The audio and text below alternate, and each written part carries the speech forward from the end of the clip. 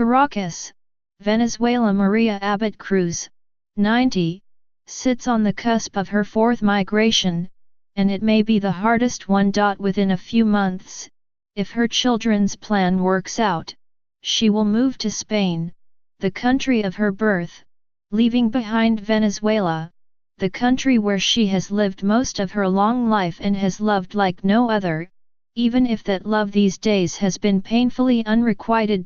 Venezuela is where she met her husband, raised 3 children and suffered a sorrow so great that she fled to Spain, only to return some years later because Venezuela, after all, was the place she felt most at home. But amid the worsening economic and political crises, life has become too difficult and, with reluctance, she is coming to the realization that she might be better off leaving Venezuela.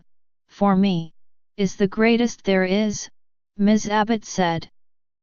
But at the moment it's impossible.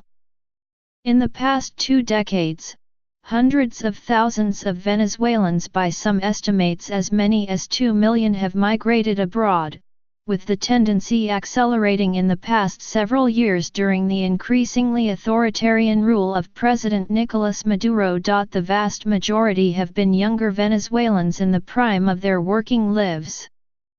Yet the huge flow of émigrés has also included a smaller number of older Venezuelans, driven abroad for many of the same reasons, including scarcities of food and medicine, soaring poverty, and crime. Many are following the steps of their children, nieces, nephews and grandchildren who have been imploring them to leave, too. But for older migrants, the decision to leave is fraught with unique anxieties and uncertainties, about access to healthcare in destination countries, about the loss of social networks and the comforts developed over a lifetime, about starting from scratch in a brand new place just when they expected to be enjoying retirement. Legia Reyes Castro, 71, and her husband, Mario Reyes Trujillo, 76, started thinking about migrating 2 years ago. Mr. Reyes, who spent his career running small businesses, has glaucoma. With medicine increasingly scarce in Venezuela, it has become a near-daily ordeal for him to visit as many as 7 pharmacies in an often fruitless search for the eye drops he needs. Ms. Reyes, a retired employee of Venezuela's education ministry, was told by her doctor that the cancerous lesion on her forehead was probably the result of all the hours she was forced to stand in lines in the sun waiting to buy food or withdraw money from the bank. As inflation has soared, the value of the couple's pension has diminished. The last 3 milliliter bottle of drops Mr. Reyes bought cost him more than half his monthly pension. We want to live in tranquility, Ms. Reyes said in the couple's homey 4-bedroom house in the rolling hills of Los Teques, a suburban area south of the capital where they have lived since they were married 50 years ago. The anguish is too strong for us. With the encouragement of a son who recently migrated to Chile and a niece living in Ecuador, they are planning to leave by early next year, bound for Quito. They have enough savings to pay for their flight and plan to sell one of 2 houses they own to enable them to open a small business wherever they settle. Ms. Reyes envisions starting either a restaurant or a coffee shop. They still don't know whether or how quickly they will be able to get legal permission to work. But the biggest challenge, they say, is leaving behind their tight-knit family, many of whom live within walking distance or a short drive of their home, including Mr. Reyes's 100-year-old mother. All our life is here, we have our roots, our house, we've lived nicely, we have our family. Ms. Reyes paused. But a bad government?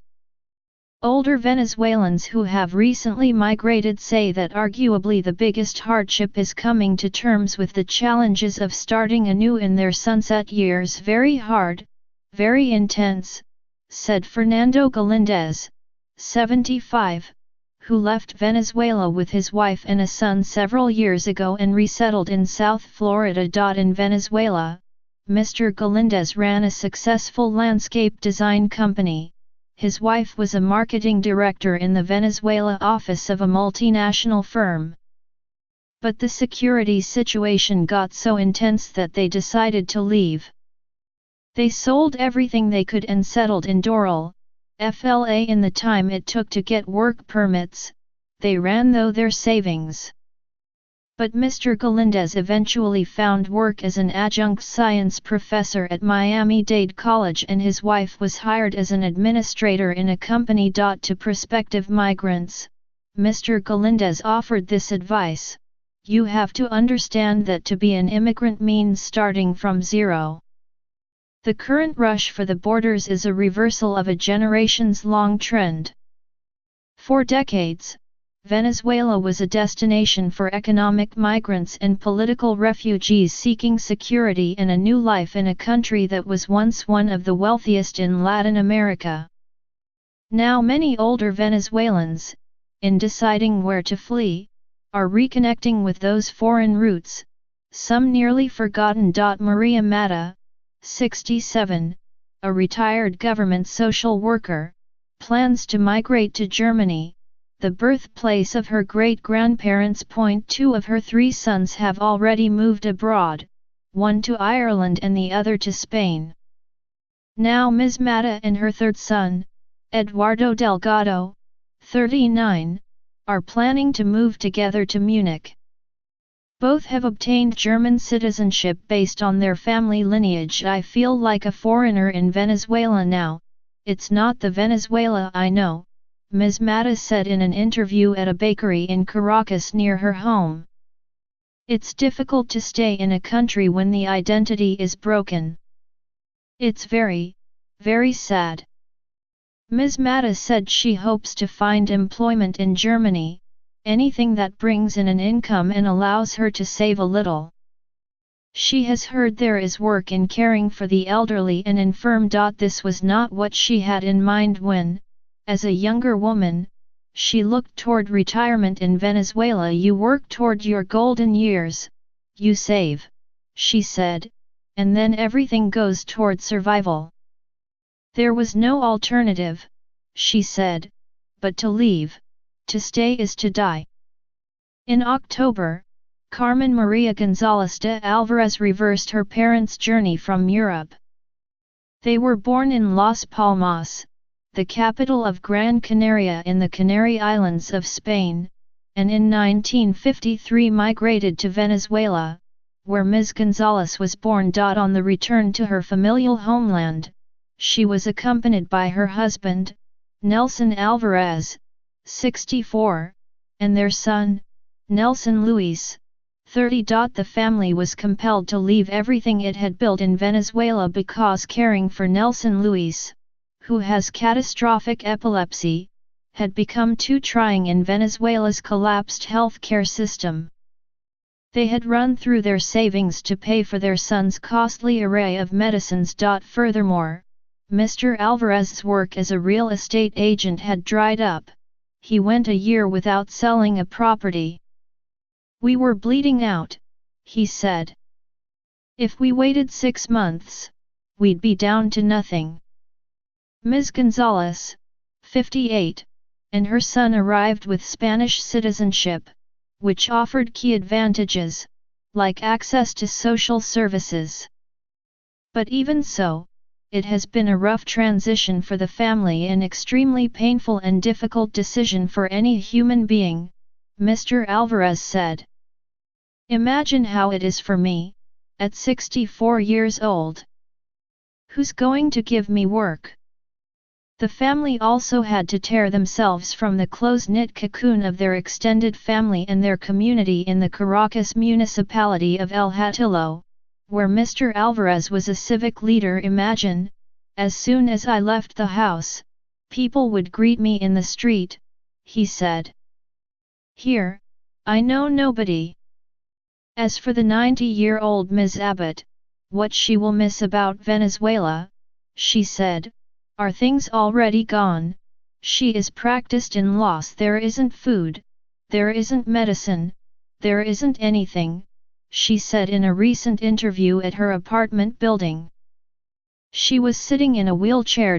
Born in Spain, she migrated to Venezuela in 1952 when she was 25, fell in love with the country and with a Venezuelan civil engineer who soon became her husband, and had 3 children.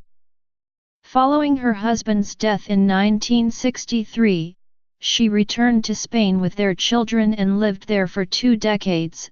Though she pined for Venezuela, I've always been Venezuelan, she said. She returned in 1985 and has lived in Caracas ever since. She wipes away tears from the corners of her eyes as she remembers what Venezuela used to be, recalling an era in which people dressed up before they visited Bolívar Plaza, the landmark square in downtown Caracas, an area now plagued by crime. Today they kill there, she said. Everything has changed. Her last visit to the site did not go well. She encountered a place very different from the one she remembered and did not like it at all. I told my daughter, "Get me out of here," she recalled. Still, even though she called the country's current state deplorable, she has not fully given herself over to the idea of leaving. Her children have been pressing, but she remains hesitant. I don't know if we are going to Spain, but we are thinking about it because we can't live here, she said. Ms. Abbott takes 21 different medicines and has round-the-clock nursing care, all paid for by her children, one of whom lives abroad.